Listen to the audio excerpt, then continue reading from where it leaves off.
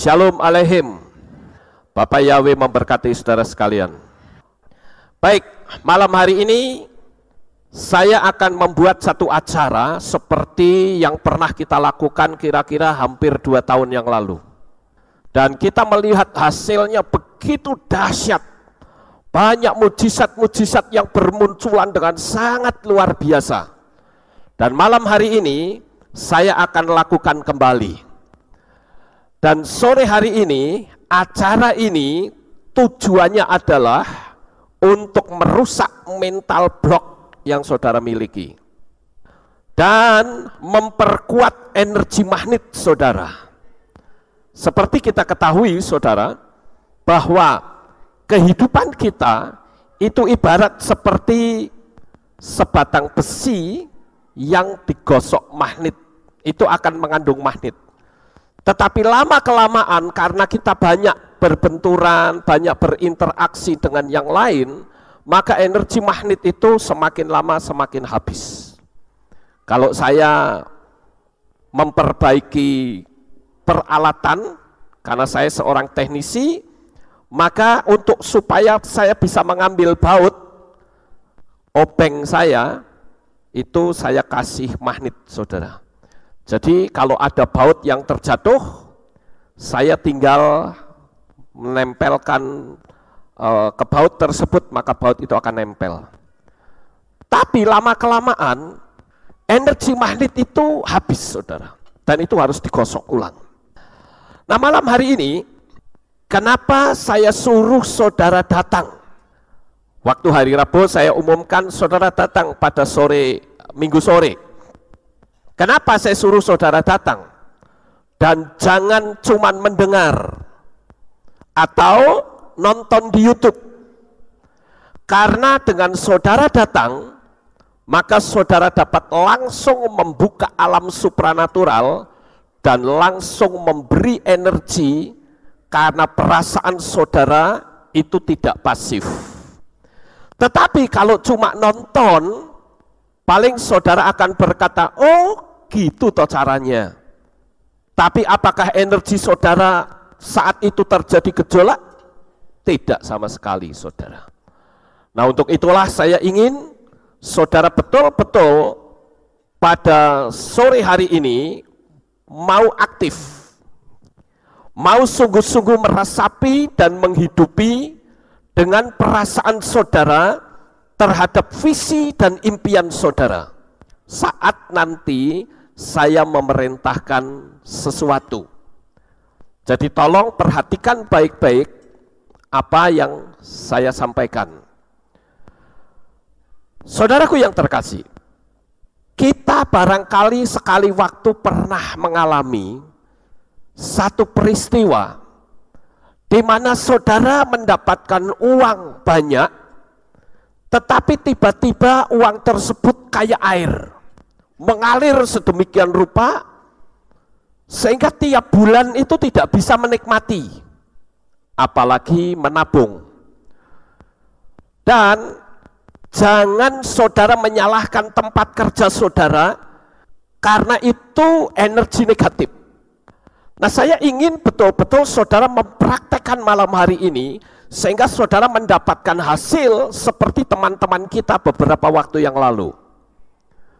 Ya, jadi saya ingin saudara mau aktif.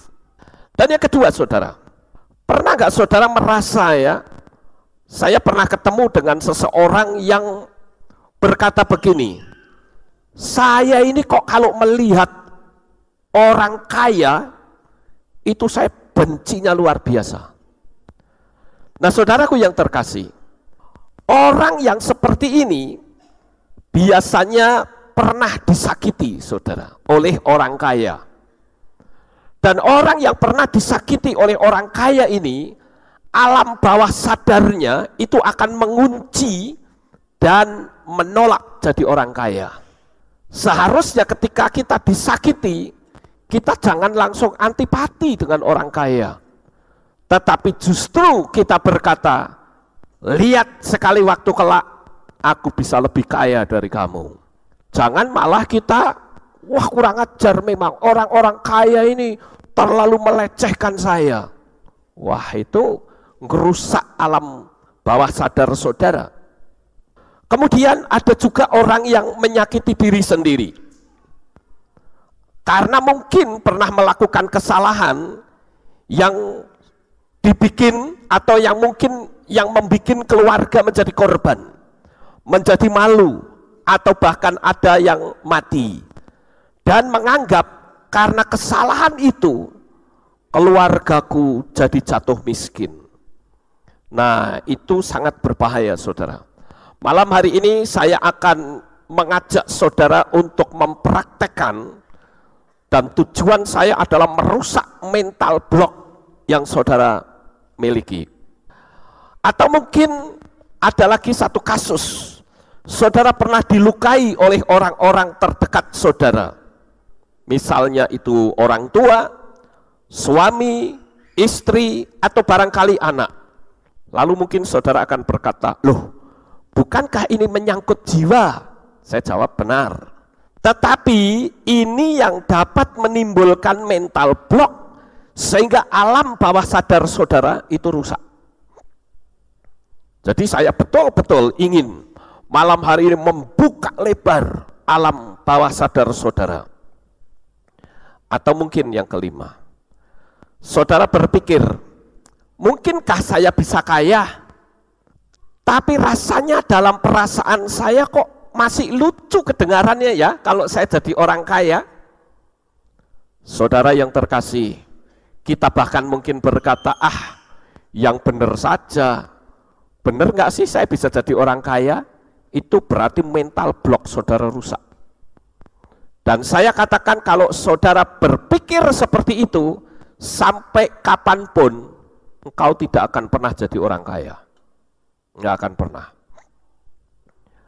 Nah, oleh karena itu saudara-saudara, kita harus tahu bahwa manusia itu punya energi yang sebenarnya itu bisa mendatangkan mujizat.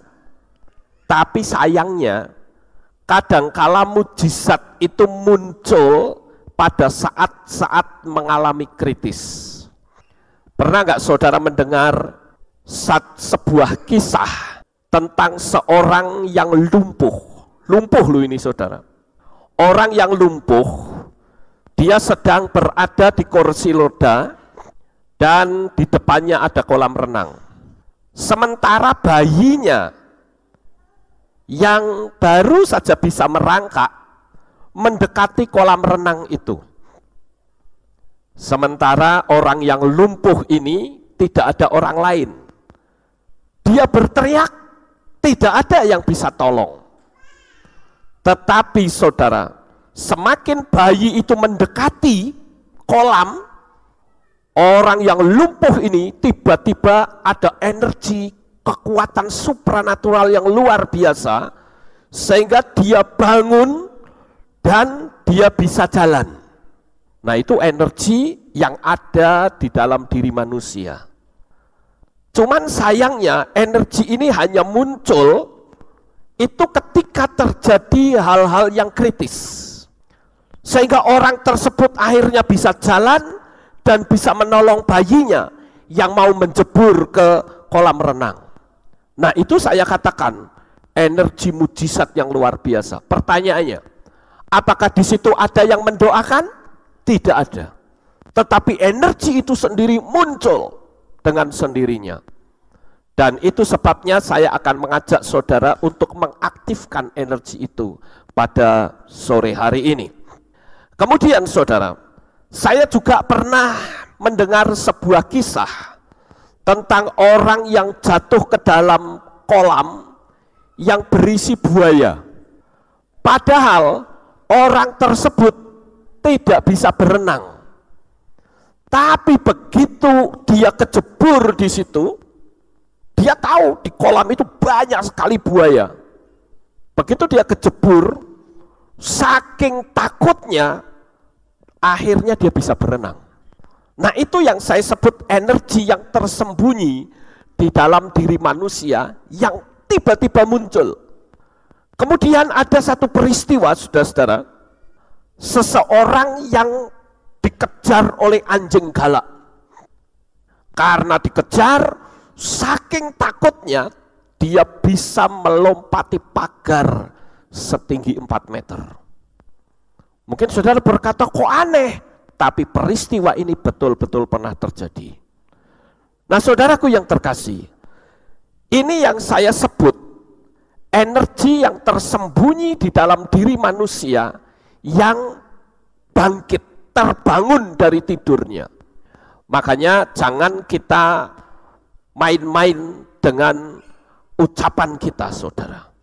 Apalagi kalau kita itu mengalami kekhawatiran. Nah saudaraku yang terkasih, saya mempelajari ilmu jiwa. Dan di ilmu jiwa itu ada penyakit yang namanya hipokondriasis. Apa itu hipokondriasis ini? Hipokondriasis adalah merupakan prasangka yang ada di dalam jiwa kita. Seperti ini misalnya, orang yang kaya itu saja bisa jatuh miskin. Lah saya yang tidak berlatar belakang kaya, kok malah pingin kaya? Mana bisa? Nah itu yang disebut dengan kekhawatiran yang sangat berlebihan.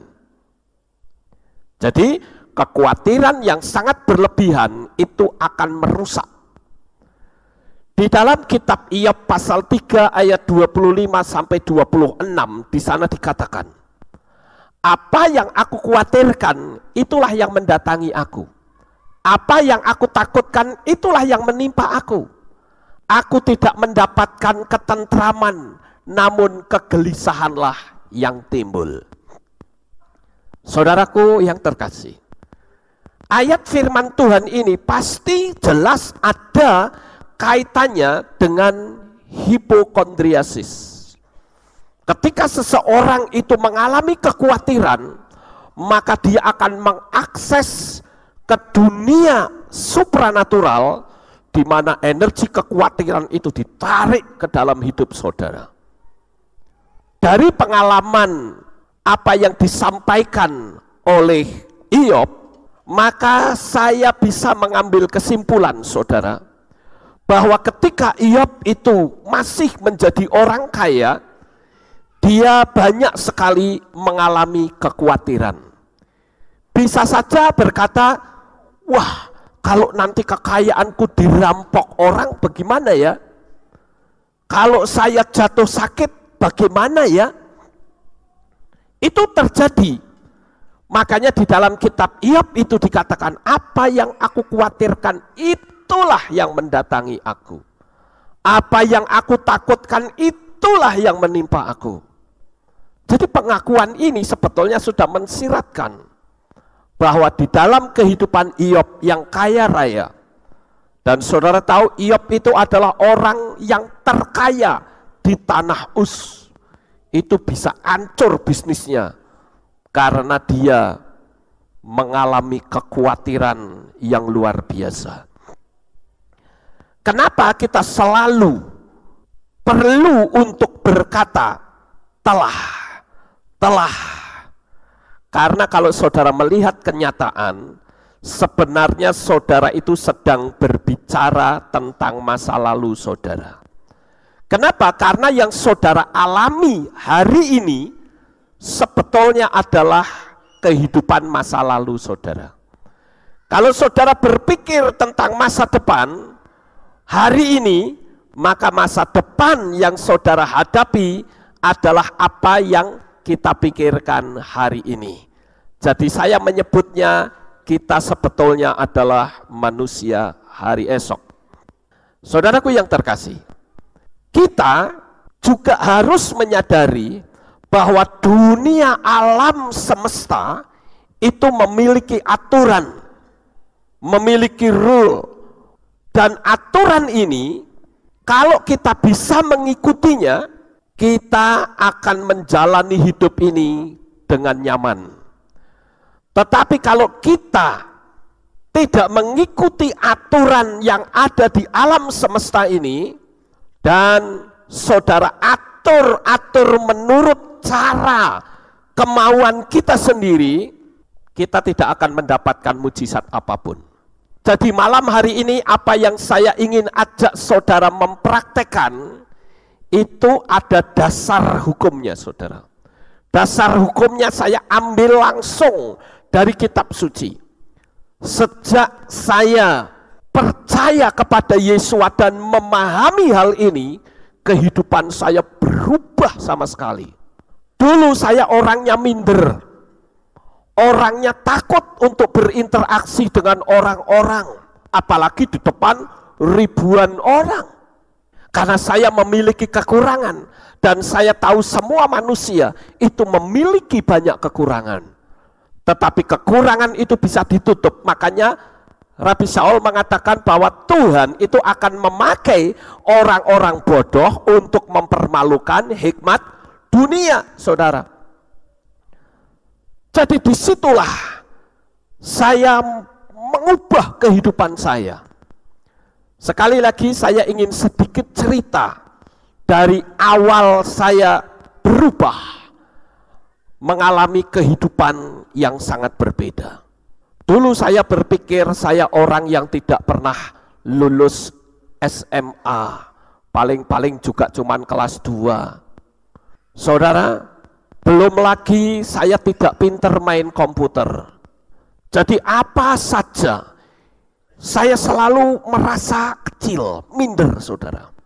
Pada suatu hari, saya mendapatkan pelayanan di satu kota, itu dulu, ketika saya belum memanggil nama Bapa. Saya pelayanan di satu kota. Pada waktu itu saya diinapkan di satu keluarga, dan keluarga ini keluarga yang kaya raya, saudara. Rumahnya bagus sekali. Gaya model rumahnya itu model kayak Romawi, banyak patung-patungnya, bagus, rumahnya pun besar sekali. Pada waktu itu saya diantar masuk ke kamar oleh pemilik rumah tersebut, dan orang ini berkata begini, Pak Lukas, silakan Bapak istirahat di sini, di enak-enak saja. Ini AC ada di sini, semua lengkap, mau apa tinggal ambil. Saya bilang, oh ya terima kasih.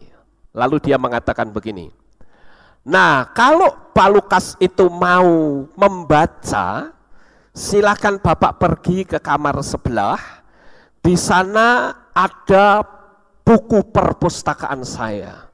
Itu perpustakaan yang saya punya, silahkan Pak Lukas kalau mau baca, tapi kalau nggak capek. Saya bilang, oh ya terima kasih. Dalam hati saya, wah kapan lagi ini harta ini. Lalu saya masuk ke ruang sebelah, saudara, dan tanpa sengaja tangan saya itu mengambil sebuah buku. Buku yang saya ambil itu karangan Joseph Murphy. Judulnya adalah The Secret Power of the Subconscious Mind. Rahasia kekuatan alam bawah sadar. Waktu saya baca, saudara, saya terkejut luar biasa. Buku ini sebetulnya buku sekuler, tetapi kok mengutip ayat-ayat kitab suci. Di situ saya terbelalak, saya bilang, ini dia jawaban saya. Seperti saudara ketahui bahwa dulu kalau orang bicara komputer di depan saya, mesti saya suruh berhenti, nggak usah lah. Karena saya berpikir saya nggak akan mampu. Apalagi jemaat yang waktu itu digembalakan juga masih sedikit. Pasti pikiran saya akan berkata, wah mana bisa ya. Tapi pada saat itu, saya sudah mengerti hukum ini saudara. Yang akhirnya saya baru tahu bahwa itu yang disebut dengan hukum daya tarik menarik atau the law of attraction. Saya baru tahu akhirnya. Dan di situ saya mempraktekkan. Dan apa yang terjadi? Sekalipun tantangan begitu banyak, orang banyak melecehkan saya dan dianggap, wah wong jemaat sedikit saja kok berpikiran gede, mana bisa? Saya katakan tidak. Saya tetap yakin bahwa apa yang saya lakukan ini benar adanya.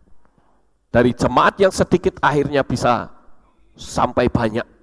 Sampai akhirnya kita bisa mendapatkan tempat ini. Nah saudaraku yang terkasih, oleh karena itulah saya begitu mulai banyak sekali mendapatkan mujizat. Bukan cuma berbicara tentang berkat. Saya mendapat tempat ini. Dan untuk mendapatkan tempat ini saudara pikir gampang? Tidak gampang. Karena apa? Karena sekeliling kehilat kita ini tidak ada satupun yang memberi tanda tangan izin prinsip. Dan yang lebih berat lagi, orang samping yang terang-terangan menolak. Tetapi singkat cerita, akhirnya kami bisa mendapatkan tanda tangan. Bukan cuma satu orang, tapi seluruh RT yang ada di tempat ini. Dan akhirnya saya bisa menempati ini. Ini bicara berkat. Kalau berbicara berkat lagi, pernah nggak saudara dikasih mobil orang? Paling cuma satu kali ya. Saya dikasih mobil sampai 6 kali saudara. Dan itu sangat luar biasa. Apakah itu hanya bicara tentang berkat saja? Tidak. Tetapi juga hikmat akal budi yang Tuhan berikan kepada saya, itu bertambah-tambah luar biasa. Jadi kalau saya boleh katakan apa yang menjadi visi dan impian mulai terwujud dengan luar biasa sekali. Nah saya mengaktifkan alam pikiran bawah sadar. Jadi saya mau saudara malam hari ini betul-betul mempraktekkan dengan antusias. Bukan saudara ikut-ikutan, tapi betul-betul itu keluar dengan hati nurani saudara yang paling dalam. Aku mau berubah, aku tidak mau seperti ini terus. Amin. Nah saudara, apa yang saya ajarkan ini tentu ada dasar dari firman Tuhan. Saya akan bacakan terlebih dahulu ayat firman Tuhan untuk menjadi dasar kita. Sehingga jangan sampai nanti orang mengatakan, oh ini ajaran sesat. Apalagi pengajaran-pengajaran saya kan banyak di-upload di YouTube saudara. Dan yang akses itu banyak orang-orang Kristen. Mereka kadang-kala terlalu gampang menghakimi dan berkata sesat. Belum dipelajari sudah sesat, begitu ya. Tapi saya ingin mendasari apa yang akan saya sampaikan malam ini adalah dengan ayat firman Tuhan dalam kitab Beresit pasal 30 ayat 37 sampai 43. Saya akan bacakan untuk saudara Beresit 30 ayat 37 sampai 43. Lalu Yakub mengambil baginya dahan segar pohon cemara dan pohon badam dan pohon ermon. Dan dia mengupas belang-belang putih padanya dengan membiarkan kelihatan putihnya pada dahan-dahan itu. Lalu dia meletakkan dahan-dahan yang telah dia kupas itu di depan kawanan domba itu, dekat palungan-palungan di penampungan-penampungan air, tempat kawanan domba itu datang untuk minum. Dan mereka biasa berkelamin pada saat mereka datang untuk minum. Ketika kawanan domba itu berkelamin dekat dahan-dahan itu, maka kawanan domba itu beranak yang berbelang-belang, yang bercoreng-coreng, dan yang berbintik-bintik. Maka Yakub memisahkan domba-domba itu, dan dia menghadapkan kawanan domba itu ke arah yang belang-belang, dan semua yang berwarna gelap di antara kawanan domba Laban. Lalu dia menempatkan kumpulan-kumpulan baginya secara terpisah dan tidak menempatkannya pada kawanan domba Laban. Dan terjadilah pada setiap kawanan domba yang kuat akan berkelamin, maka Yakub menaruh dahan-dahan itu di depan mata kawanan domba itu di dalam palungan, agar mereka berkelamin di antara dahan-dahan itu. Namun di depan kawanan domba yang lemah, dia tidak meletakkannya. Maka yang lemah-lemah menjadi milik Laban. Dan yang kuat-kuat menjadi milik Yakub. Dan orang itu menjadi bertambah sangat kaya. Dan banyak kawanan domba menjadi miliknya. Dan hamba-hamba perempuan dan hamba-hamba lelaki dan unta-unta dan keledai-keledai jantan. Nah, saudara, kalau kita membaca ayat ini, di situ ada sebuah kisah tentang Yakub. Yakub ini masih, ya saya sebut keponakannya Laban lah. Laban ini punya anak dua, yaitu Lea dan Rahel. Yakub itu mencintai Rahel, saudara. Tetapi ternyata ketika diadakan perkawinan, saat Yakub membuka cadar, dia kaget, loh, lah kok Lea? Harusnya kan Rahel, wong saya mencintai Rahel kok saya dapatnya Lea. Dia ngomong sama bapaknya, sama si omnya Laban ini, loh kenapa saya kok dikawinkan sama Lea? Harusnya kan saya dengan Rahel, wong saya cinta sama Rahel. Laban berkata apa, saudara? Ya kan Lea kakaknya, harus dia duluan dong. Kalau Rahel nanti nyusul. Sekarang gini aja deh, kamu kerja lagi saja sama aku. Nanti kalau sudah bekerja selama 7 tahun, nah dia kerja, nanti setelah kerja, nanti bayarannya Rahel. Nanti kamu tak kawinkan sama Rahel. Dan dikatakan Yakub kerja dengan giat karena dia mencintai Rahel.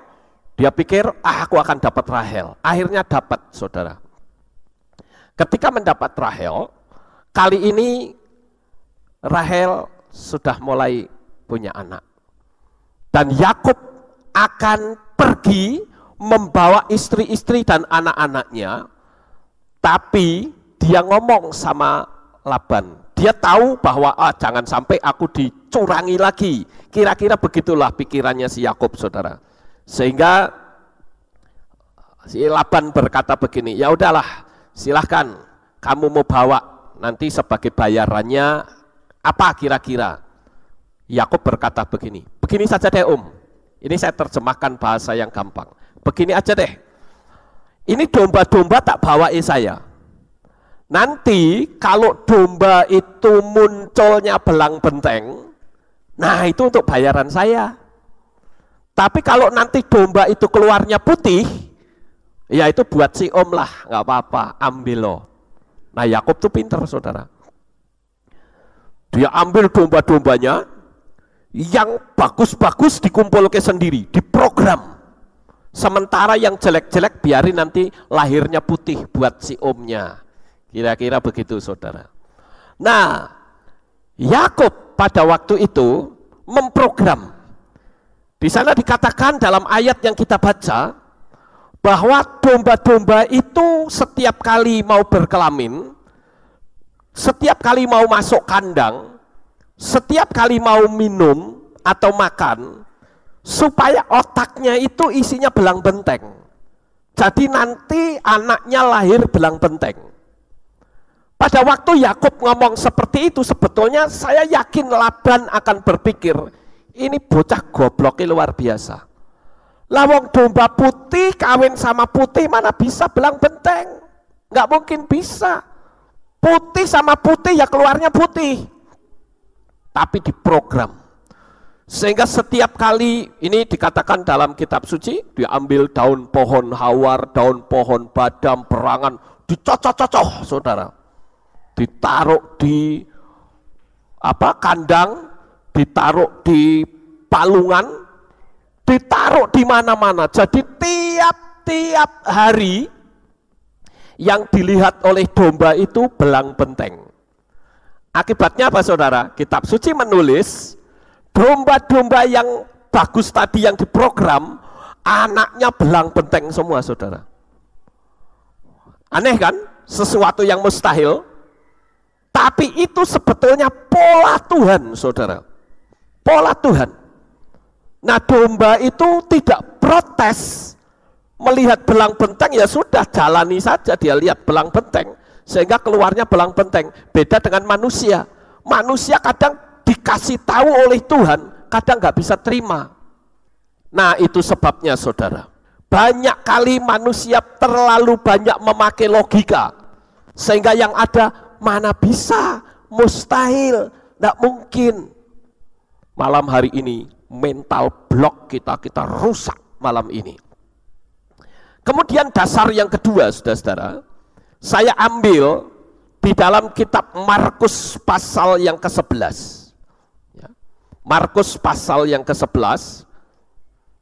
Ini dasar-dasar firman terlebih dahulu supaya kita tahu, saudara. Markus pasal 11 ayat 23 dikatakan begini. Sebab sesungguhnya aku berkata kepadamu.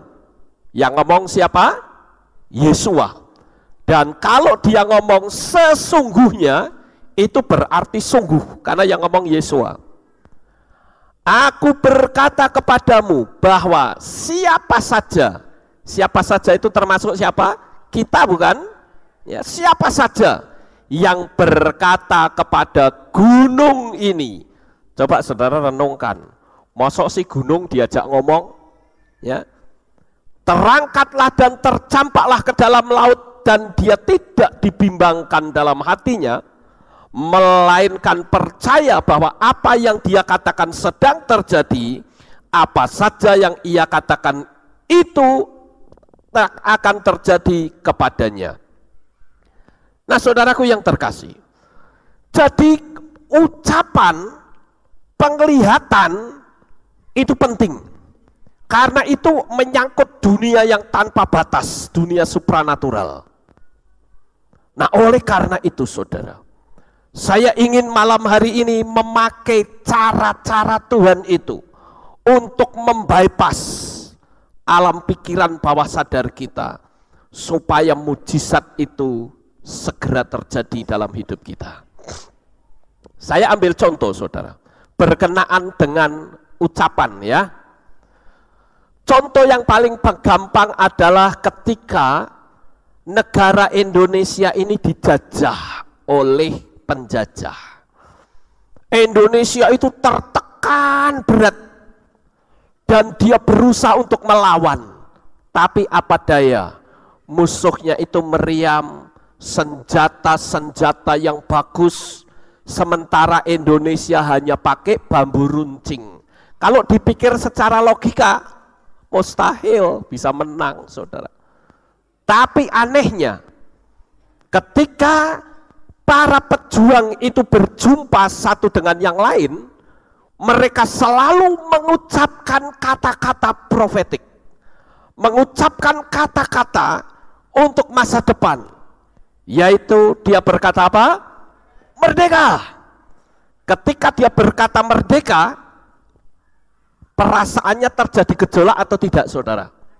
Gejolak banget, ya. Kerinduan yang dalam sekali untuk bisa merdeka. Apakah pada waktu itu sudah merdeka? Belum. Tetapi hasilnya betul-betul merdeka. Apakah itu sebuah kebetulan? Tidak, saudara. Itu bukan sebuah kebetulan. Itu adalah pola kitab suci kita. Amin. Itu pola kitab suci kita. Kenapa? Karena berbicara itu sama dengan menciptakan. Contoh gampanglah, Tuhan menciptakan alam jagat raya ini bicara dulu, saudara. Jadilah terang, terangnya jadi, ya toh? Jadilah pohon-pohon di udara, pohon-pohon di hutan dan burung-burung di udara. Jadi ngomong dulu. Kalau nggak ngomong, nggak akan terjadi. Makanya saya ajak kita untuk ngomong nanti, saudara. Contoh yang lain, Nabi Yehezkiel. Ketika Nabi Yehezkiel berhadapan dengan lembah yang berisi tulang-tulang yang sudah kering. Dan itu saya bicara kemustahilan, saudara. Ini saya sedang bicara tentang hukum supranatural. Jadi jangan menurut logika pikiran manusia ya, tapi pakai aturan, rule yang sudah ada. Ketika itu Tuhan berkata kepada Yehezkiel, hei anak manusia, bisakah tulang-tulang yang kering ini hidup kembali? Nah, Yehezkiel pinter saudara. Kalau dia ngomong bisa, kok secara logika nggak masuk akal. Kalau dia bilang tidak bisa, takut dimarahi Tuhan. Jadi dia berkata apa? Ya terserah Tuhan saja. Kalau Tuhan mau menghidupkan ya bisa hidup. Tapi apakah Tuhan lalu tulang-tulang yang kering hidup? Tidak. Tuhan perintahkan Yehezkiel. Tuhan katakan sekarang kamu bicara kepada tulang-tulang yang sudah kering itu supaya hidup kembali. Di situ ada peran vokal, saudara. Pada waktu itu Yehezkiel berkata, hei tulang-tulang kering hidup kembali. Dan terjadi mujizat. Kitab suci mengatakan bahwa tulang-tulang yang berserakan itu mencari pasangannya sendiri-sendiri. Kepala yang ada di sini tiba-tiba gelinding nempel di sana. Tulang kaki tiba-tiba nempel di situ. Semua nempel masing-masing dengan rapi. Itu kerja alam roh, saudara. Setelah nempel apakah selesai? Belum. Muncul urat-urat, muncul darah, muncul kehidupan. Sampai akhirnya Yehezkiel baru tahu, loh ternyata ini tentara yang sangat besar yang mati dalam medan pertempuran. Nah, disinilah saya katakan bahwa ucapan itu mengandung kuasa. Jadi hati-hati kalau saudara berbicara kepada anak saudara. Nah, untuk itu saudara, kita akan mulai saja sambil nanti setiap sesi, ya, setiap event, saya akan dasari ayat firman Tuhan. Saya ingin mengajak untuk kita nanti sebelum memulai, saya ingin mengajak saudara untuk meditasi singkat terlebih dahulu, selama paling 1 menit, kurang lebih 1 menit lah, untuk menurunkan kadar energi negatif, sehingga saudara bisa masuk ke dunia supranatural, itu begitu nyaman saudara. Tapi kalau tidak, saudara akan mengalami kerepotan.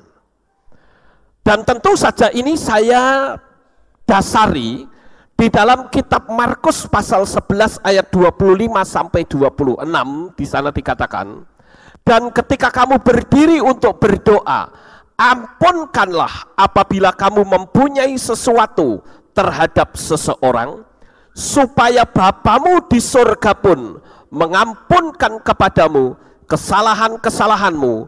Namun jika kamu tidak mengampunkan, Bapamu di surga pun tidak akan mengampunkan kesalahan-kesalahanmu. Apa artinya ini saudara? Artinya kalau di dalam diri kita masih ada ganjelan, itu akan terjadi grounding saudara, ngeground energi kita. Jadi ketika kita mau berdoa, energi negatif itu menjadi penghalang total di dalam pikiran kita yang menembus ke dunia supranatural. Nah, untuk itu saudara, saya ingin mengajak saudara untuk memulai. Saudara sudah siap? Halo? Oke, saya ingin betul-betul malam ini saudara antusias, saudara responsif, ya, bukan asal. Sekarang ambil tempat yang nyaman, duduk saja di tempat saudara masing-masing. Nanti ya, saya akan kasih tahu dulu, saudara pejamkan mata, lalu saudara tarik nafas yang panjang. Tahan sebentar dan hembuskan pelan-pelan dari mulut. Saudara tarik nafas yang dalam, tahan sebentar, hembuskan. Tujuannya apa sih? Tujuannya ini untuk menenangkan gejolak yang ada di pikiran dan hati, dan membuang energi negatif yang menguasai diri kita. Jikalau saudara mungkin ada rasa benci dengan seseorang, saudara harus turunkan kebencian itu. Total sama sekali. Oke, sekarang saya akan kasih aba-aba. Pejamkan mata saudara. Kita serius. Ya, pejamkan mata saudara. Sekarang tarik nafas panjang-panjang, tahan sebentar, dan hembuskan. Tarik nafas panjang-panjang, tahan sebentar, dan hembuskan. Saya beri waktu 1 menit dari sekarang.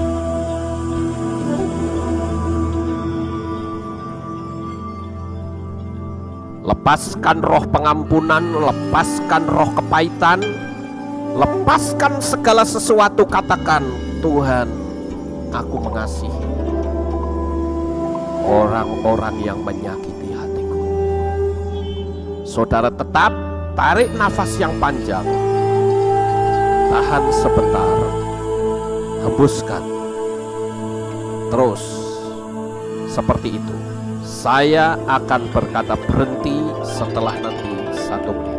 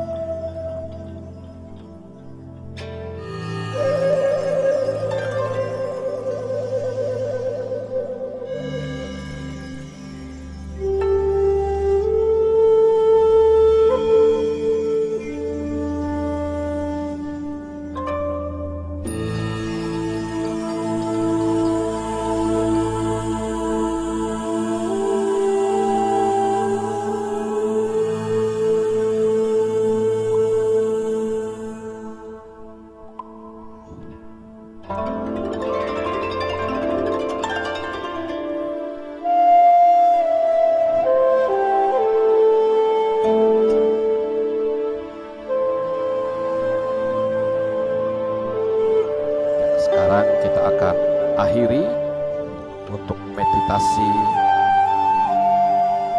energi ini, saudara.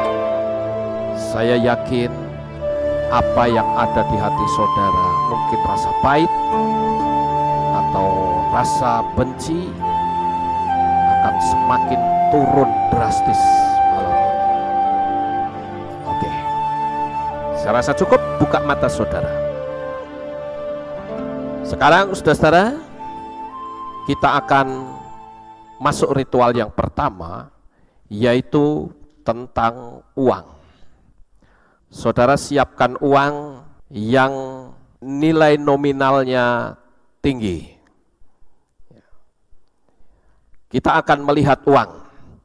Ya, sekali lagi, yang tidak bawa uang nilai nominal tinggi, mungkin saudara bisa pinjam di sampingnya, atau yang ada kesadaran bisa meminjamkan, nanti dikembalikan. Dan saya akan dasari apa yang kita lakukan ini dengan firman Tuhan, saudara, dengan dasar kitab suci. Dasarnya itu ada di dalam kitab Beresit pasal 15 ayat 4 sampai ayat 6. Saya akan bacakan untuk saudara. Saya berharap saudara masih konsentrasi kepada saya dan tidak berbicara sendiri. Di dalam kitab Beresit 15 ayat 4 sampai 6 dikatakan, tetapi datanglah firman Yahwe kepadanya dengan mengatakan, orang ini tidak akan menjadi ahli warismu, melainkan dia yang keluar dari benihmu, ia akan menjadi ahli warismu, dan dia membawanya keluar dan berfirman. Perhatikan kata dia membawanya keluar. Bapak Yahwe membawa Abraham itu keluar dan berfirman, lihatlah ke langit dengan seksama dan hitunglah bintang-bintang itu, seandainya engkau dapat menghitungnya. Dan dia berfirman kepadanya, demikianlah kelak keturunanmu, lalu percayalah dia kepada Yahwe, dan Yahwe memperhitungkan hal itu kepadanya sebagai kebenaran. Coba kita renungkan sejenak ayat ini, saudara. Berkenaan dengan saya suruh saudara melihat uang nilai nominal tinggi. Saudara pingin punya uang banyak? Amin. Tapi dimulai dari satu nilai uang terlebih dahulu. Ketika Abraham itu pingin punya anak, Tuhan berkata kepada Abraham, kamu keluar dari tenda. Malam-malam ini, keluar dari tenda. Sekarang, kamu lihat bintang-bintang di langit itu. Abraham nggak ngerti, apa maksudnya? Dia lihat bintang-bintang di langit, saudara. Dan ketika dia melihat bintang di langit, Tuhan ngomong, ayo sekarang kamu hitung bintang itu. Saya percaya pada waktu itu Abraham ngitung, saudara. 1, 2, 3, 4, 5. Saking banyaknya dia bingung, yang ini sudah dihitung atau belum? Yang itu tadi sudah dihitung atau belum? Bingung. Akhirnya Abraham itu menyerah. Dia bilang, Tuhan, aku nggak bisa ngitung, Tuhan, bintang-bintangnya banyak sekali. Lalu Tuhan berkata, begitulah nanti keturunanmu seperti bintang-bintang di langit. Saudara, lambok wis, ini menurut pikiran kita ya, lambok sudah. Wong Abraham itu pingin punya anak, Tuhan itu maha kuasa, mbok wis Tuhan ngomong, ya besok kamu hamil. Mbok gampang gitu loh. Tapi ternyata Tuhan tidak seperti itu, saudara. Dia justru menyuruh Abraham untuk membuka dunia alam supranatural. Nah, ini yang ingin saya ajarkan kepada saudara. Saya pakai metodenya Bapak Yahwe, saudara. Amin. Ya. Nah, lihatlah bintang-bintang. Lalu ini bayangan saya sendiri, saudara. Apa yang ada di hati Abraham pada waktu itu?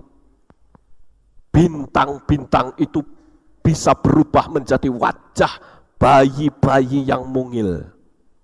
Saya yakin waktu itu Abraham berpikir, ketika Tuhan bilang, begitulah nanti keturunanmu seperti bintang di langit. Saya yakin tiap-tiap malam ketika Abraham itu keluar dari tenda, dia pasti akan menyempatkan melihat ke langit, melihat anak-anak cucunya yang begitu banyaknya. Dan apa yang dilakukan atau diperintahkan Bapak Yahweh terjadi atau tidak? Terjadi. Waktu itu memang diketawain sama istrinya Sarah. Sarah ini tertawa, saudara. Sehingga Tuhan ikut marah, ngapain kamu tertawa? Sarah bilang, enggak kok, saya enggak tertawa. Sehingga Sarah dominan, pakai logika lagi, saudara. Ngomong sama Abraham, Pak, jangan-jangan Tuhan nyuruh seperti itu benar, tapi bukan dari perut saya loh Pak. Jadi kalau begitu hampiri saja budak kita, orangnya juga cakep, kapan lagi? Logika Abraham mulai kerja, saudara. Oh iya ya, Sarah kan umurnya sudah 90 tahun, mana bisa? Kalau dari budakku logikanya masuk akal. Ya wes nek gitu aku tak menghampiri budak po ya.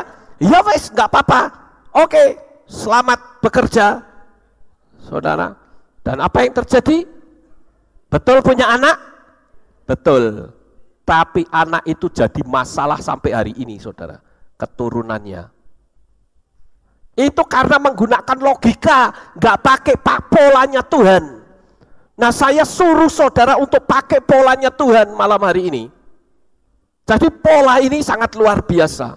Dan saya yakin perasaan gejolak itu selalu muncul tiap hari, tiap malam. Setiap melihat bintang-bintang, apalagi saat itu belum ada listrik, saudara. Lalu pertanyaannya, bagaimana dengan saudara? Apakah gejolak keinginan dapat visi dan impian itu saudara hidupkan tiap hari? Seperti Abraham yang selalu menghidupkan visi dan impiannya. Ketika dia keluar malam, dia selalu melihat visi dan impiannya. Itu yang penting, saudara. Nah, Bapak Ibu Saudara yang terkasih, yang berikutnya adalah saya ambil dari kitab Bemidbar pasal 14 ayat 28.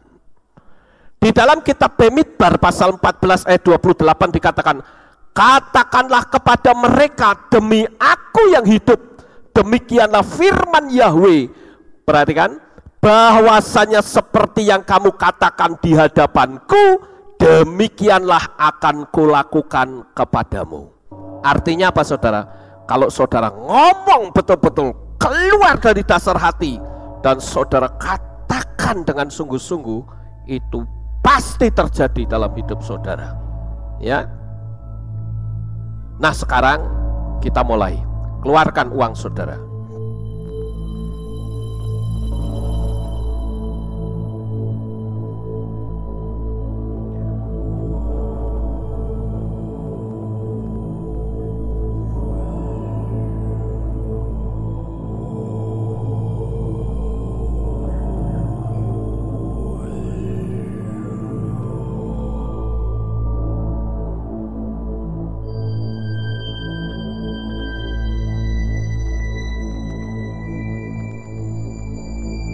Oke, sudah siap saudara?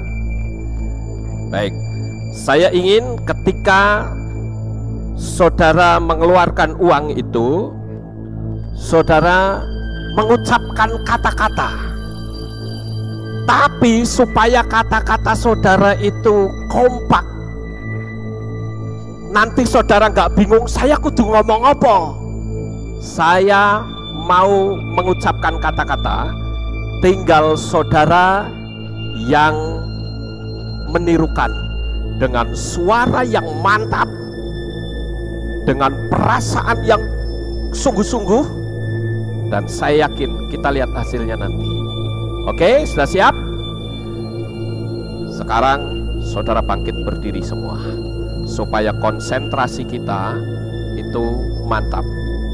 Buka lembaran uang saudara sekarang dan lihat baik-baik uang itu. Sekarang tirukan kata-kata saya dengan suara yang mantap. Saya adalah magnet uang. Uang mengalir dengan sangat deras, mudah dan rutin masuk ke kantong saya, ke dompet saya, ke tas saya, dan rekening saya, dari berbagai sumber yang tak terduga dan tidak pernah kenal sebelumnya. Saya menarik uang 24 jam setiap hari. Saya memperoleh uang banyak sekali. Uang berbondong-bondong datang kepada saya. Saya tahu cara bijaksana menciptakan uang di dalam diri saya. Saya tahu bahwa saya memiliki uang. Saya tahu bahwa saya memiliki uang lebih dari yang saya butuhkan. Uang yang saya ciptakan atau yang saya gunakan terus menerus melipat gandakan dirinya sendiri dan menarik teman-temannya yang lain masuk ke dalam rekening saya dengan lancar dan mudah dan rutin. Uang yang saya pakai mengganti dan melipat gandakan dirinya secara otomatis. Saya menikmati banyak uang. Saya mempunyai uang lebih banyak daripada uang yang saya butuhkan untuk setiap keinginan dan kebutuhan saya. Dengan gembira dan setia saya menabung dari penghasilan yang saya raih. Dengan bijaksana saya menginvestasikan uang saya, menciptakan dirinya sendiri berulang-ulang kali dengan sangat mudahnya. Dengan bijaksana saya menginvestkan uang saya di tempat-tempat yang tepat dan sangat menguntungkan. Dengan ikhlas saya memberikan uang saya untuk menjadi berkat bagi orang lain yang membuat perbedaan yang sangat bermakna bagi manusia lain dan kemanusiaan. Saya orang yang murah hati dan keuangan saya sangat melimpah dan hati saya penuh belas kasihan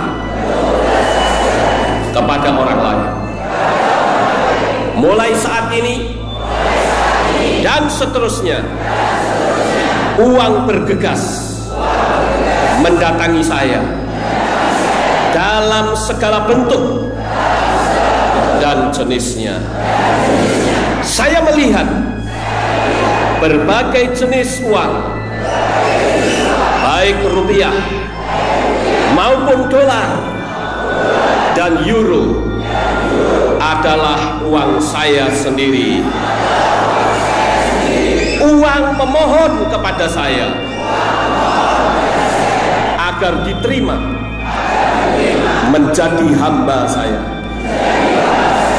yang saya gunakan dan perlakukan dengan cermat dan bijaksana.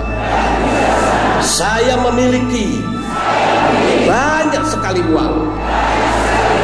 Saya memiliki banyak uang dalam pikiran dan hati saya yang akan membantu banyak orang. Saya memiliki uang untuk masa depan saya, anak-anak dan keluarga saya. Saya memiliki uang untuk hobi saya. Saya memiliki uang dalam saku saya, dalam dompet saya, sangat banyak. Saya memiliki uang dalam lemari penyimpanan saya. Saya memiliki uang dalam rekening saya. Saya memiliki uang dalam bisnis saya.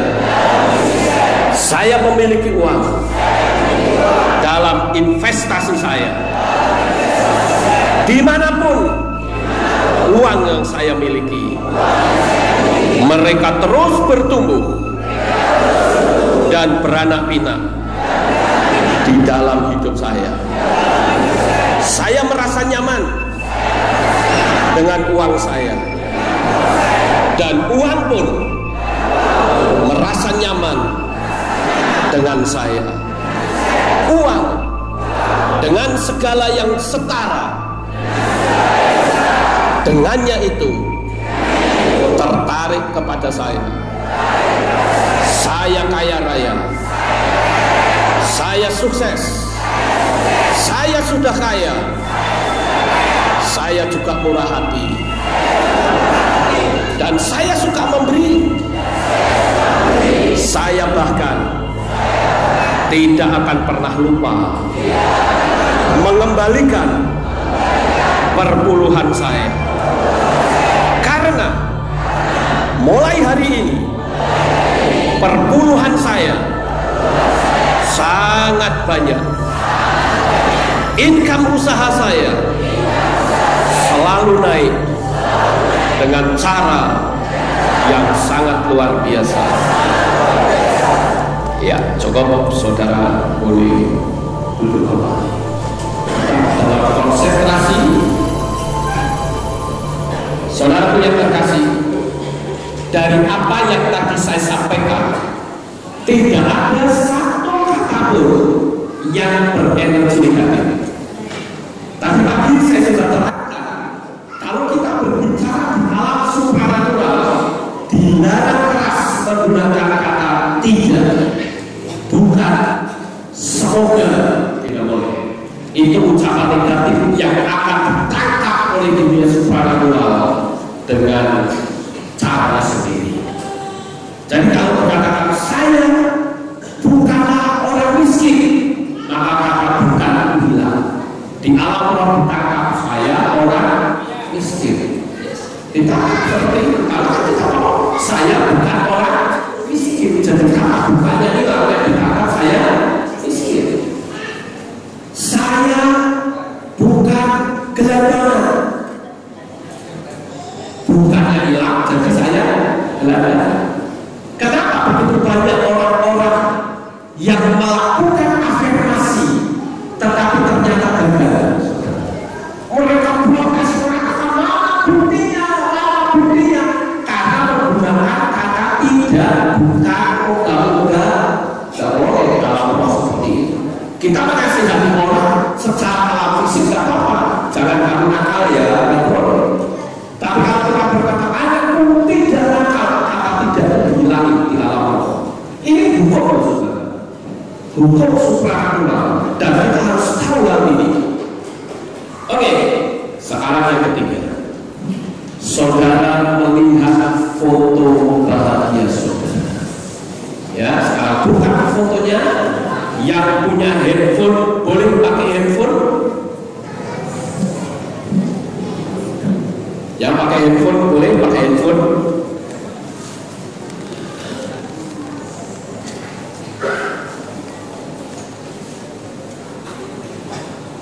Sekarang saudara pakai berdiri semuanya. Lihat foto bahagia saudara. Saya kasih pengajaran saudara. Ketika saudara melihat foto bahagia, yang saudara lihat tentu diri saudara sendiri. Saya ambil contoh, misalnya saya ini Lukas misalnya, ya memang saya namanya Lukas. Maka saya akan berkata, "Hei Lukas," sebut nama kita masing-masing. Nama saudara pun disebut. Oke, sudah siap? Nah, sekarang lihat foto bahagia saudara dengan baik. Tarik nafas yang panjang, tahan sebentar, hembuskan. Saudara rasakan betul bahwa orang yang ada di dalam foto itu yang hidupnya akan diberkati luar biasa oleh Tuhan. Lihat baik-baik foto itu sekarang. Sekarang timbulan saya sebut namanya. Kalau Lukas katakan, "Hai Lukas," yang kau sebut, "Hai kau," katakan masing-masing dengan bersuara yang keras. 1, 2, 3. Engkau layak menerima kebahagiaan. Hidupmu selalu sehat. Wajahmu selalu ceria. Kamu akan banyak berjumpa dengan orang-orang yang terbaik yang Tuhan pakai untuk mengangkat hidupmu. Dirimu memancarkan aura kebaikan. Hidupmu, tidurmu selalu nyenyak. Kau akan ditarik dan dipertemukan dengan mujizat-mujizat bagi dirimu. Kelembutan dan kasih. Kemurahan Tuhan selalu melingkupimu dari pagi sampai malam dan sampai selama-lamanya. Hidupmu selalu ceria. Semua visi dan misimu terwujud sekarang ini. Tiap hari selalu datang damai sejahtera yang melampaui segala akal mendatangimu. Janji Tuhan datang setiap saat sehingga membuat hari-harimu hanya ada kebahagiaan, sukacita, damai sejahtera. Kau adalah manusia yang paling berharga dan bahagia di mata Tuhan. Dan di dalam perjalanan kehidupan ini, aku selalu bahagia, aku selalu ceria. Ya, silakan saudara bisa duduk kembali. Tarik nafas yang dalam, tahan sebentar, dan hembuskan. Nah, saudara yang terkasih, sekarang kita akan melakukan ritual yang keempat, yaitu menulis dengan tangan kiri dengan menahan nafas. Apa tujuannya ini, saudara?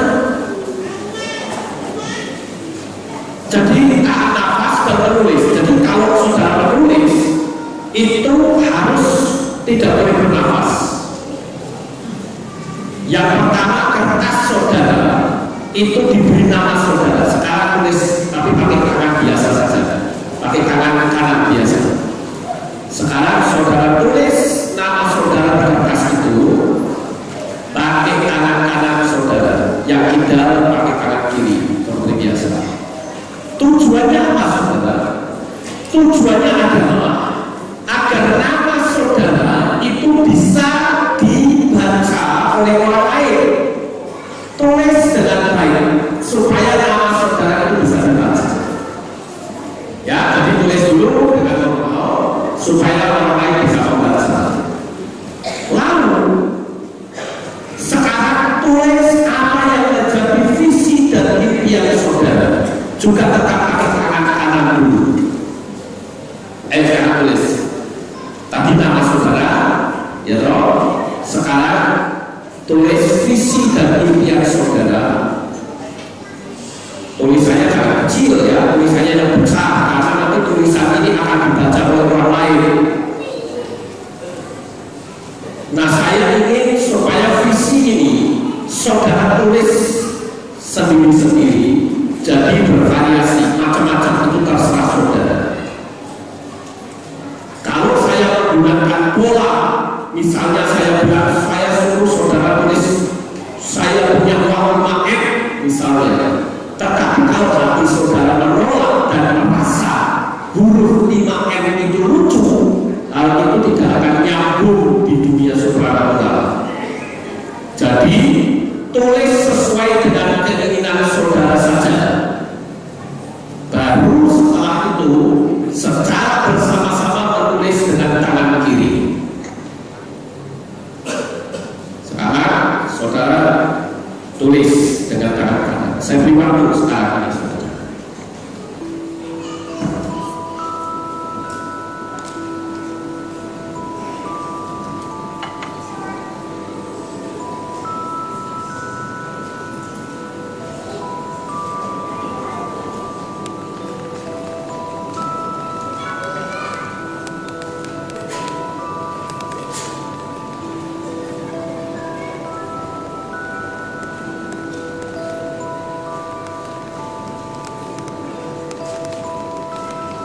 Oke, sudah semua selesai?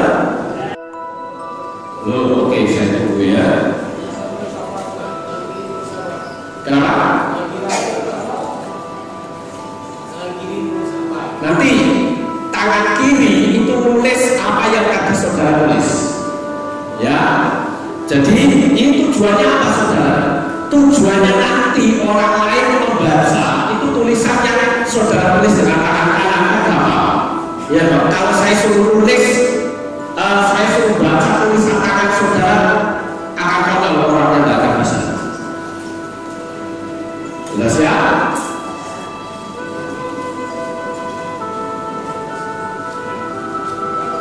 Jadi nanti kalau sudah saudara tulis dengan tangan kanan sudah oke, nanti setelah saya kasih apa-apa saudara menulis dengan tangan kiri. Tapi ketika saudara menulis dengan tangan kiri, jangan lupa saudara tarik nafas, tahan, begitu tahan cepat saudara tulis pakai tangan kiri. Nanti begitu ternyata nafasnya pendek, ya sudah berhenti dulu, tarik nafas lagi, tulis lagi. Jadi menulisnya pada saat tidak bernafas. Ya, saya bertanya saudara bisa paham ini? Nah, saudara yang terkasih, menulis di kertas dengan tangan kiri nanti dibacakan orang lain. Oleh karena itu setelah nanti saudara membaca dengan tangan kiri, ya, setelah saudara membaca dengan tangan kiri, menulis ya, setelah saudara menulis dengan tangan kiri, nanti dibacakan orang lain, saudara cari orang minimal 10 orang. Jadi nanti begini saudara, perhatikan ke sini, jangan tulis dulu, ya, perhatikan baik-baik saya. Jadi nanti kertas yang sudah saudara tulis dengan tangan kiri sesuai dengan yang tadi, nanti saudara cari 10 orang, minimal 10. Ini yang disebut dengan efek orang asing. Nanti saya akan sebutkan, saudara. Yaitu apa? Ketika saudara menyodorkan kertas saudara dan diterima, misalnya saya dapat terima kertas dari seseorang yang namanya Pak Budi, misalnya. Saya katakan, Pak Budi, ya, ada sedang menerima uang sekian, gitu ya. Saya ucapkan selamat untuk Anda, karena itu saudara akan mendapatkan. Lalu saudara jawab apa? Amin, amin, terima kasih. Dan rasakan itu di dalam hati saudara bahwa ada orang lain yang mengabulkan impian saudara. Makanya kalau saya mengucapkan kata-kata yang dahsyat dan saudara itu yakin itu terjadi, aminkan, jangan diam, saudara. Nah, cara ini sebetulnya adalah memanipulasi untuk membypass alat bawah sadar kita akan kelimpahan dan kemakmuran yang menimpa kita. Perhatikan Abraham, saudara, ketika disuruh melihat bintang. Lalu pada waktu itu Bapak Yahweh melakukan apa terhadap Abraham? Dia mengubah namanya dari Abraham menjadi Abraham. Ya, diubah namanya. Tujuannya apa? Apa arti dari nama Abraham itu? Namanya adalah Bapak segala orang percaya. Dia tidak punya anak belum. Lalu belum punya anak kok ngomong Bapak segala orang percaya. Nah, itu dibypass pikiran Abraham oleh Bapak Yahweh. Jadi Sarah itu juga artinya ibu dari segala orang percaya. Itu pikiran Sarah juga dibypass. Sehingga kalau diterjemahkan dengan bahasa yang sekarang itu lebih enaknya begini. Panggilnya suami istri itu papi mami. Loh, aneh. Lalu punya anak saja belum kok panggil papi mami, panggil bapak ibu. Aneh banget. Itu dibypass pikiran itu dan tahu, saudara. Ya. Jadi disitulah yang disebut efek orang kasih. Saya ambil contoh misalnya. Coba perhatikan.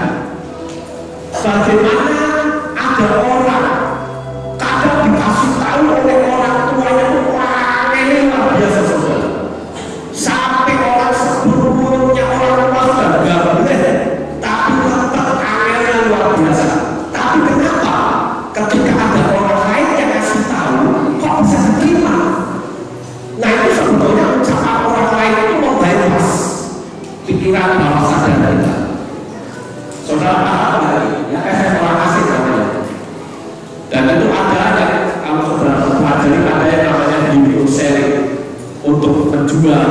Itu nanti pakai video suka itu saya ajarkan kalau ini. Tapi saudara tahu nanti video sharing itu seperti apa. Tapi yang ingin saya sampaikan pada malam ini adalah kita menggunakan efek orang asing.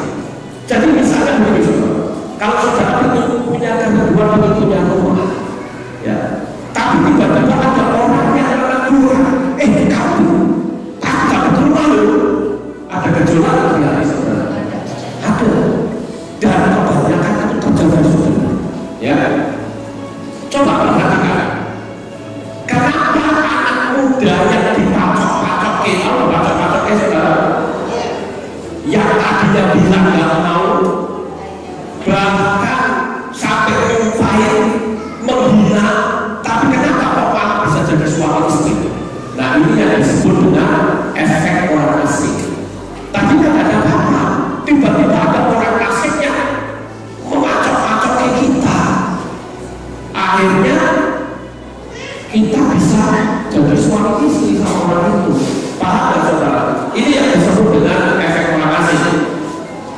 Nah, saudara yang terkasih, saya berkali-kali memberitahu bahwa doa yang manjur itu adalah doa yang dinaikkan oleh orang yang sedang direndahkan, atau orang luar sana menyebutnya dengan istilah dizolimi.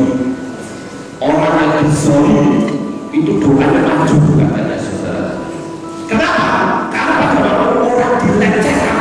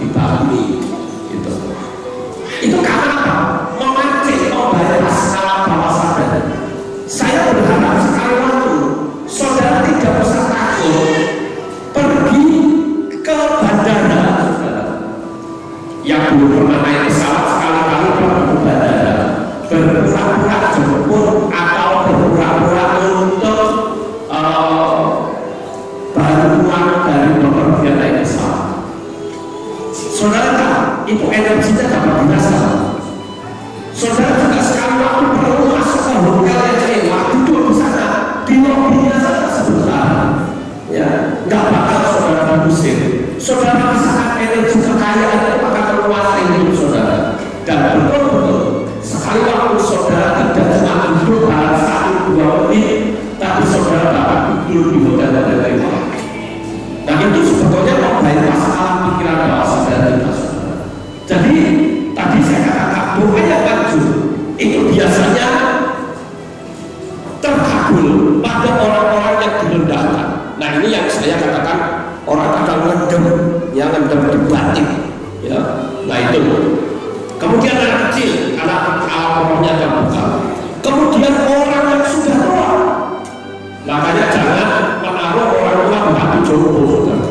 Kalau orang tuanya ini mulut nyalanya bahaya, saudara, kutukin jadi, ya, hati-hati. Jadi lebih baik saudara pelihara orang tua itu dengan kasih sayang. Karena doa orang tua itu sangat manjur sekali, saudara.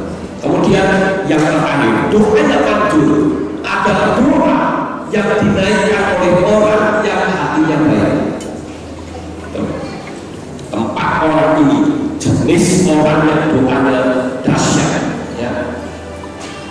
Dan sekali lagi, ketika nanti saudara memberikan tulisan itu kepada orang lain, mulai malam ini dilarang keras merekayasa Tuhan, tidak boleh. Arti dari merekayasa adalah pikiran saudara bekerja. Nanti kira-kira siapa yang akan dipakai oleh Tuhan untuk ngasih duit saya banyak? Oh mungkin si Ali, orang yang kaya soalnya. Saya juga kenal, bisa-bisa orang ini nanti dipakai Tuhan untuk memberkati dan mengangkat hidup saya. Itu tidak akan terjadi. Karena saudara sudah mengkotakkan Tuhan, saudara ngomong saja, biarkan nanti Tuhan yang akan kerja untuk saudara. Biarkan nanti alam supranatural yang mempersiapkan segala sesuatunya. Amin. Saudara bisa ditarik oleh mereka atau saudara menarik mereka, itu nanti terserah dunia supranatural. Biasanya kita itu sebenarnya apa? Narik orang. Tapi kalau kita ditarik oleh orang lain, kita tidak tahu maksudnya apa? Maksudnya begini, kalau hati saudara ada kerontak, oh saya mau ingin telepon si A, si B, lakukan saja. Jangan apa-apain aku telepon, ada urusan apa-apa dengan orang ini kok. Sebetulnya itu daya tarik, tarikan yang sedang terjadi dalam hidup kita. Kita mau pergi ke sana, tapi tiba-tiba aku nggak ditarik dari sana, sepertinya kok aku harus belok ke kanan. Ikutin saja tarikan-tarikan itu. Jangan kita bersikuku dengan konsep kita, nggak boleh. Jadi kalau saudara sedang jalan, tiba-tiba ada tarikan, oh aku kok disuruh pergi ke rumah dia, ada apa ya kira-kira? Ikutin saja, datangin saja. Itu tarikan dari orang lain. Tapi kalau tarikan sendiri itu nyamannya kan, wah ada orang tiba-tiba datang kasih duit untuk saudara, itu kan tarikan yang kita punya. Tapi ingat yang disebut the law of attraction itu adalah hukum tarik menarik, bukan kita yang ditarik saja, tetapi bisa saja orang lain yang menarik kita. Kenapa? Karena energinya sama. Nanti Tuhan akan aku dipertemukan dengan orang-orang yang energinya sama. Sekarang energi saudara dan energi kekayaan, nanti saudara ketemu dengan orang-orang kaya. Tapi sekali lagi, sekalipun begitu, maka kita tidak boleh merekayasa. Paham saudara? Saya sering membahasakan begini, saudara. Seorang pilot, kalau seorang pilot itu nyetir pesawat terbang, ketika dia mau turun, apakah pilot itu angkat-angkat di jendela, lalu dia berkata, rodanya nempel di tengah atau belum? Sudah nempel di tanah atau belum? Pilot tidak akan seperti itu, saudara. Pertama, karena rodanya di bawah, pilot tidak akan tahu. Tapi pilot itu hanya percaya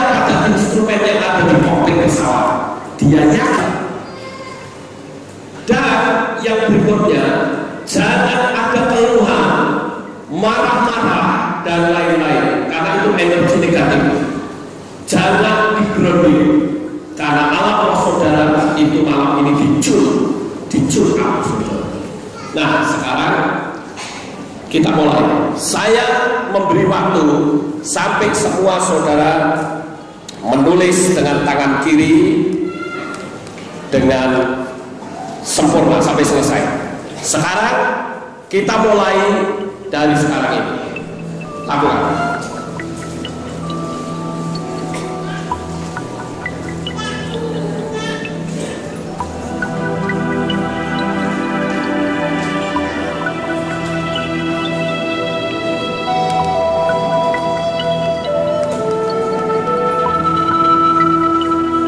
Ingat, tulis pada saat kita tidak bernafas. Sapi itu dalam di hati saudara.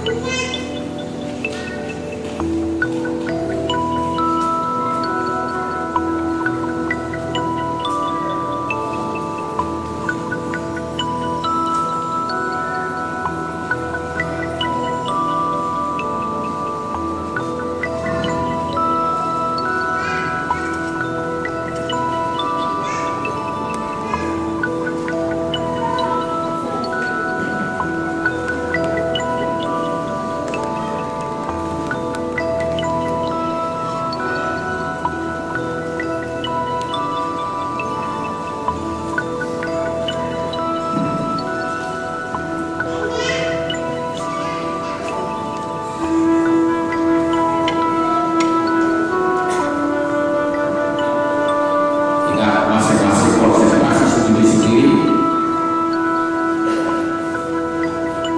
Jangan berurusan dengan orang yang ada di samping kiri kanan. Saudara punya urusan sendiri-sendiri.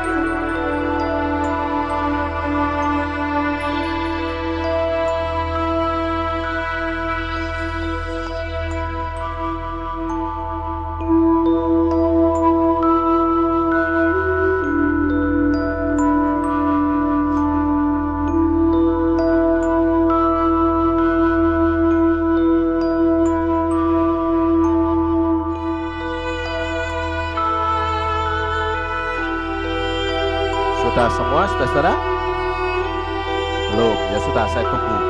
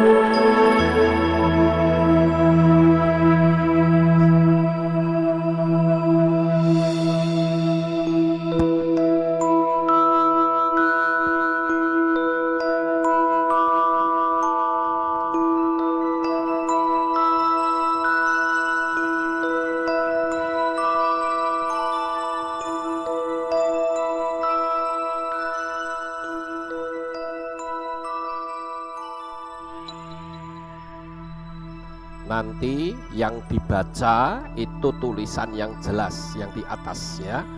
Nanti saudara lihat nama orang tersebut, bacakan orang tersebut. Misalnya Pak Yanto bilang Pak Yanto, nah baru baca bawahnya. Setelah dibaca, disampaikan kepada saudara, saudara aminkan itu ya. Saudara katakan amin, terima kasih. Dan itu sudah terjadi dalam hidup saya.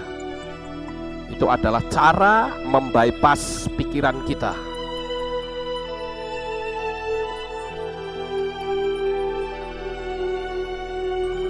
Ketika saudara berkata amin, amin, terima kasih, saudara rasakan itu di hati saudara, bahwa itu sudah terjadi dalam hidup saudara.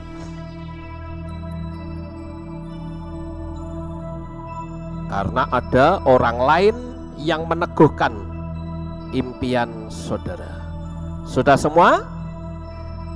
Oke, baik. Sekarang saya mau tanya yang belum angkat tangan. Wah, masih banyak, saya tunggu deh kalau begitu.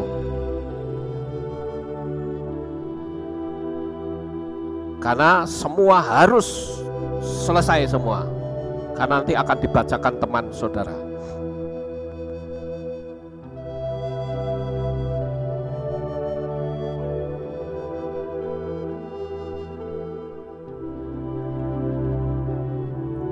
Ingat, posisi sekarang ini ketika saudara membaca atau tulisan saudara dibacakan orang lain, saudara harus meyakini itu seyakin-yakinnya yang saudara bisa miliki dan katakan amin. Tidak boleh ada keraguan sama sekali.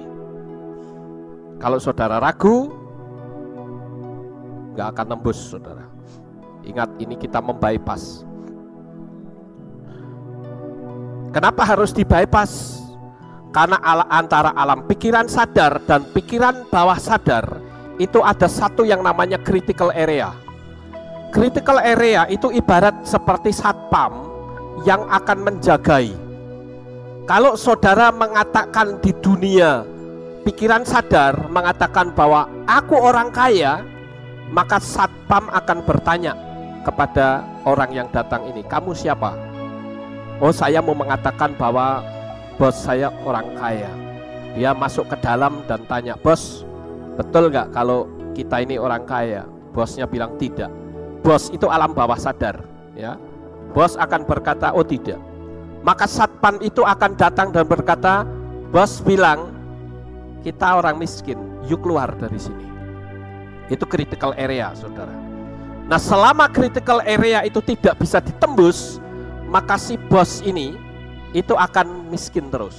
Tapi ketika critical area itu ketembus dan apa yang diucapkan oleh orang tadi itu masuk, diterima, ingat, dunia alam supranatural itu nyambung ke dunia yang tanpa batas dan hasilnya sangat luar biasa.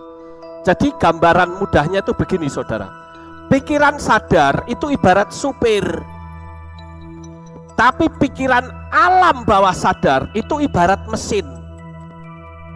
Jadi kalau supirnya itu nyupir umpa-umpaan, ya mesinnya ngikutin saja. Mesin itu tidak mau tahu yang nyupir itu pinter atau tidak, dia tidak mau tahu.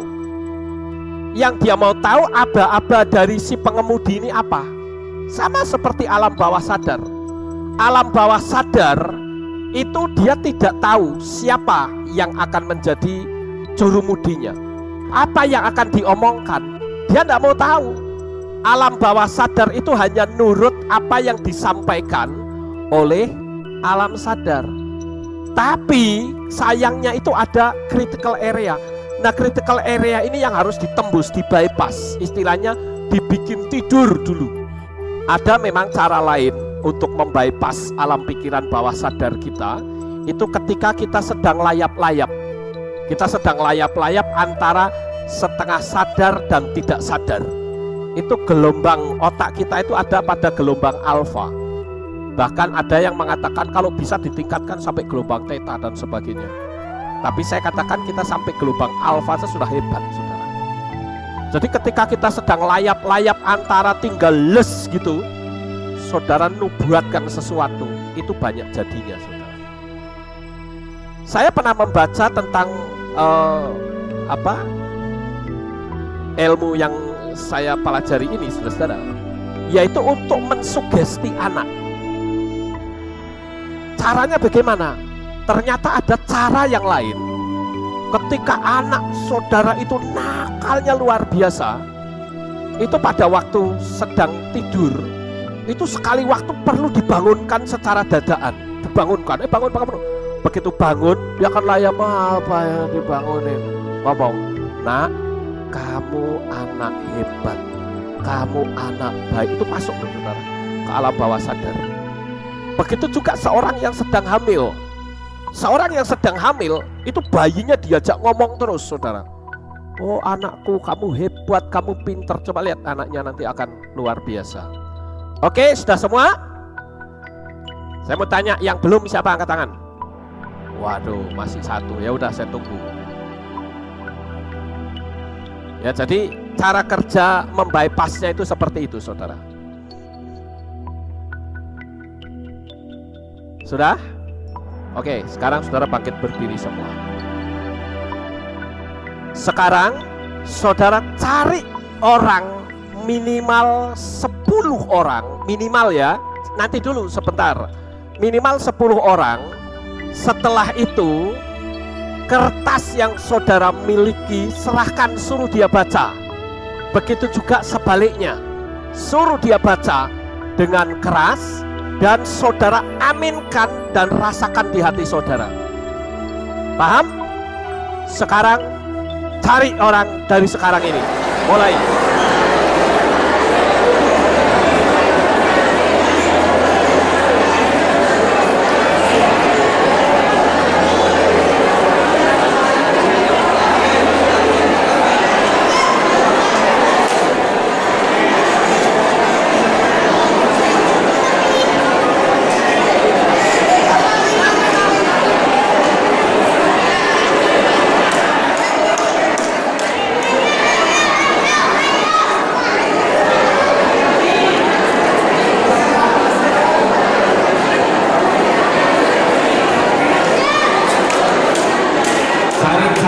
Cari orang, jangan diam, saudara. Cari orang minimal 10 orang. Ayo buka alam pikiran saudara, buka alam roh saudara. Jangan diam, rugi dari saudara. Cari, ayo cepat cari. Suruh mereka baca.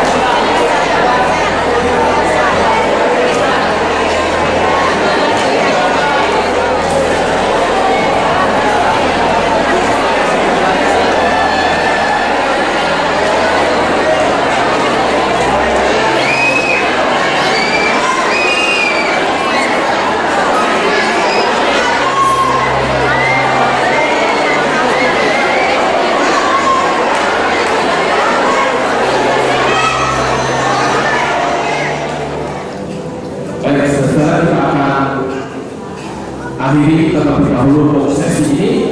Saya mengundang jemaat Tuhan dapat berdiri.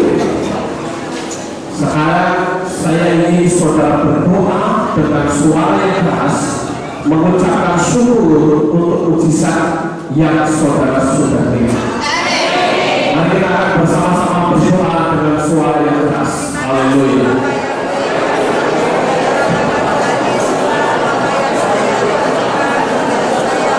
Ucapkan dengan mata, yakinlah bahwa engkau sudah mendapatkan apa yang menjadi visi dan misi. Semua itu janji-janji Bapa Yahweh, dan itu sudah terjadi dalam hidup. Bersyukur dengan suara yang bersyukur.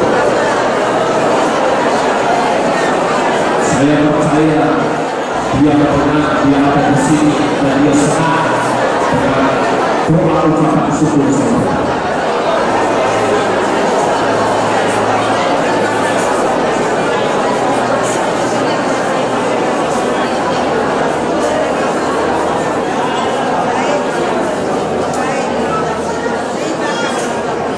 Kami mengucapkan terima kasih dan syukur kepadamu ya Bapa Yahweh. Malam hari ini kami bersama-sama telah mengambil sikap untuk kami tidak lagi bicara negatif. Kami percaya apa yang menjadi misi dan visi kami semuanya sudah terjawab. Terima kasih Bapa Yahweh. Biarlah kami akan terus menjaga energi dan aura kami untuk selalu melihat bagaimana mujizat Tuhan terjadi dalam hidup kami. Terima kasih ya Bapa. Di dalam nama Tuhan Yesus Almasih kami sudah berdoa dan mengucap syukur. Semua yang percaya berkata amin. Beri tepuk tangan untuk Tuhan. Haleluya. Silakan segera duduk kembali. Baik saudara, malam hari ini sekali lagi saya memberikan pesan untuk saudara agar saudara berhati-hati dalam berbicara.